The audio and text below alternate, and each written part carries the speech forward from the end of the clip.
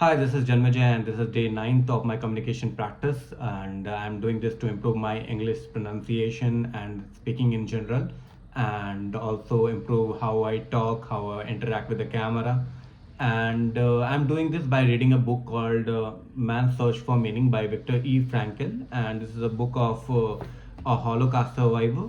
And the author Viktor E. Frankl, basically he was a trained psychiatrist, and later on his book become a classic bestseller, and it was first published in 1945, and it was supposed to be an anonymous book, but later on the author decided to put his name on the top of the book just there.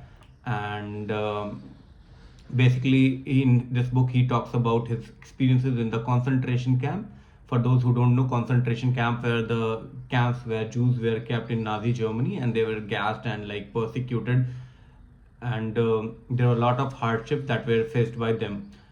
And the author was based out of Austria, Vienna, and he refused to move from the country because his parents were too old and he wanted to look after them, and that is why he refused to leave for US. And in this book he talks about the psychological impact of the incarceration, and he also talked about that this may not be the best factual book, but it is more of his experiences. And in the second part of the book he talks about his logotherapy, the theory he developed over the course of years. And I don't know much about that theory, and we'll cover that in detail once we reach there. So I'll start today's session by just reading out apathy, the blunting of the emotions and the feeling that one could not care anymore, were the synonymous arising during the second stage of the prisoner's psychological reactions, and which eventually made him insensitive to daily and hourly beatings. By means of this insensibility, the prisoner soon surrounded himself with a necessary protection cell. Beating occurred on the slightest provocation, sometimes for no reason at all. For example, bread was rationed out at our worksite, and we had to line up for it. Once the man behind me stood up a little to one side, and that lack of symmetry displeased the SS guard. SS guard were basically the guards who were like in charge of managing the prisoners. And this was basically SS was basically a Nazi Germany party, and yeah, something of that sort. I did not know what was going on in the line behind me, nor in the mind of the SS guard, but suddenly I received two sharp blows on my head. Only then did I spot the guard at my side, who was using his stick. At such a moment, it is not the physical pain which hurts the most, and this applies to adults as much as to punished children. It is the mental agony caused by the injustice, the unreasonableness of it all. Strangely enough, a blow which does not even find its mark can, under certain circumstances, hurt more than finds its mark. Once I was standing on a railway track in a snowstorm. In spite of the weather, our party had to keep on working. I worked quite hard at mending the track with gravel, since that was the only way to keep warm. For only one moment, I paused to get my breath and to lean on my shovel. Unfortunately, the guard turned around just then and thought I was loafing. The pain he caused me was not from any insults or blows. That guard did not think it worth his while to say anything, not even a swear word, to be ragged, emaciated figure standing before him, which probably reminded him only vaguely of a human form. Instead, he playfully picked up a stone and threw it at me. That to me seemed to the way to attract the attention of a beast, to call a domestic animal back to its job, a creature with which you have so little in common that you don't even punish it. The most painful part of beatings is the insult which they imply. At one time, we had to carry some long, heavy girders over icy tracks.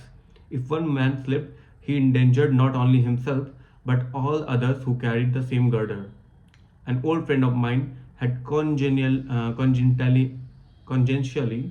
dislocated hip.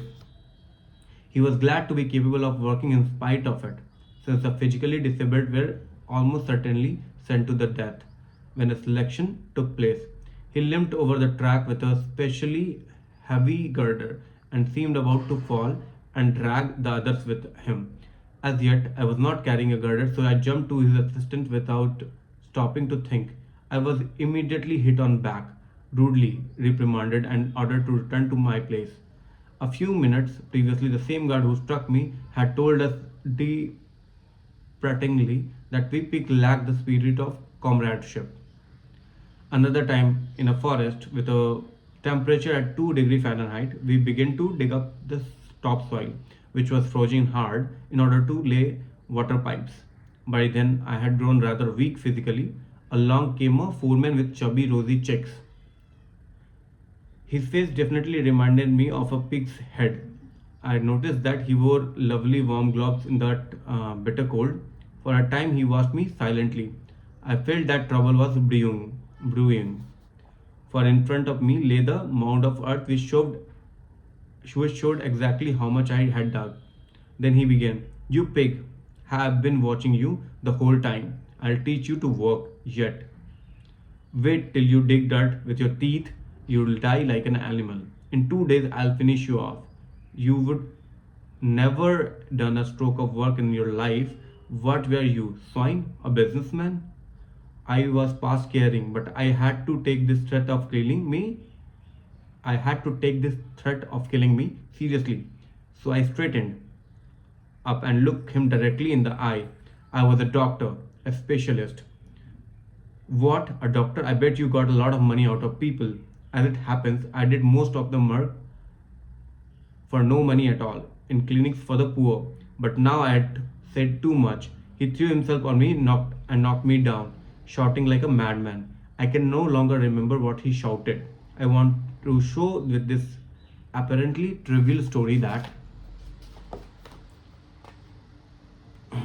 there are moments when indignation can rouse even a seemingly hardened prisoner. Indignation not about cruelty or pain, but about the insult connected with it. That time blood rushed to my head because I had to listen to a man judge my life who had no idea of it.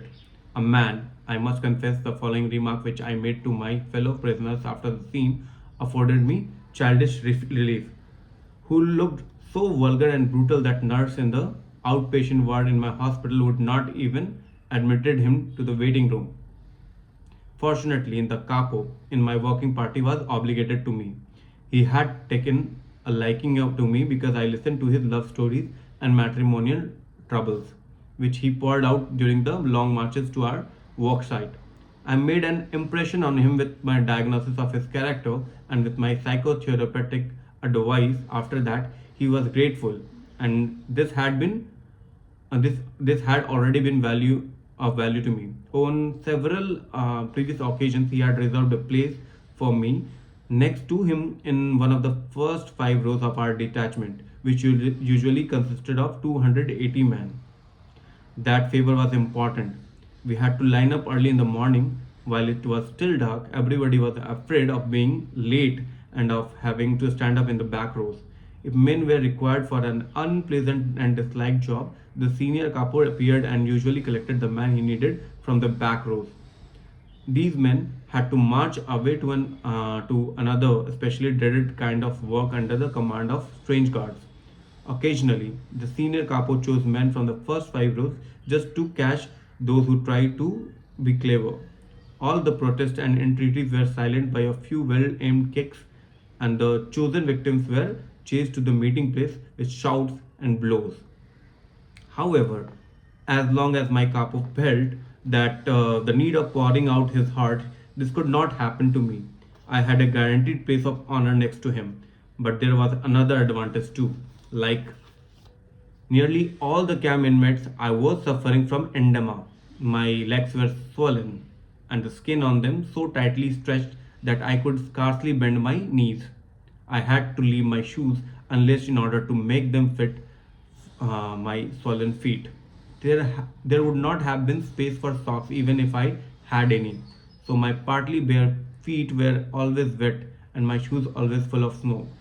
This, of course, caused frostbite and chilblains. Every single step became real torture. Clumps of ice formed on my shoes during my marches over snow-covered fields. Over and over again, men slipped, and those following behind stumbled on top of them. Then the column would not stop for a moment, but not for long. One of the guards soon took action and walked over the men with the butt of his rifle to make them get up quickly. The more to the front of the column where you were, the less often you were disturbed of being to stop and then make up for the lost time by running on your painful feet. I was very happy to be personally appointed physician to his honor of the capo and to march in the first row at an even pace. As an additional payment for my services, I could be sure that as long as soup was being dealt out at lunchtime at our work site, he would even when my turn came, dip the ladle right to the bottom of the vat and fish out a few peas. This capo, a former army officer, even had the courage to whisper to the foreman when whom I had quarreled with that he knew me to be unusually good worker. That did not help matters, but he nevertheless managed to save my life. One of many times it was to be saved. The day after the episode with the foreman, he smuggled me into another work party. So basically, this was during the first few days in the concentration camp after the gained apathy. Occasionally, people were frustrated not by the physical pain or the torture, physical like beatings and all, but it was insult that made their mark in their heart. It kind of made an impression and kind of hurt them so badly inside their uh, mind or inside their like it disturb their emotional state that even the cool headed or like having lack of emotion didn't help. And these were the first few days in the concentration camp faced by the author. So this was day 9th of the video, and I'll see you in the 10th video. Bye.